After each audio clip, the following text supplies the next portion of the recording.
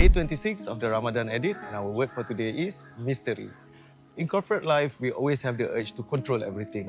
We prepare complete business plan, we run financial forecast, as well as we try to mitigate risk.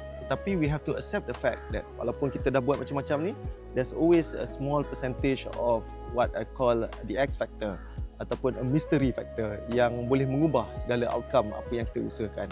Jadi kita pun pernah berada dalam situasi di mana kita brainstorming apa semua, kita dah usaha, dah tak ada idea. Suddenly tiba-tiba datang ilham-ilham yang dapat membantu kita move forward. So itu ada elemen mystery ataupun X factor.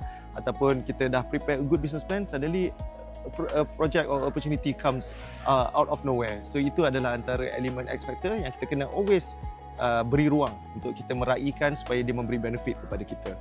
Dalam konteks agama pula, di penghujung bulan Ramadan ini, mari kita raihkan juga konsep misteri ini, di mana kita ada malam Lailatul Qadar. Di malam-malam terakhir ni kita usaha habis baik, kita lakukan pelbagai amalan, solat dan sebagainya, dan kita mengharapkan yang terbaik untuk kita bertemu insya-Allah dengan malam Lailatul Qadar.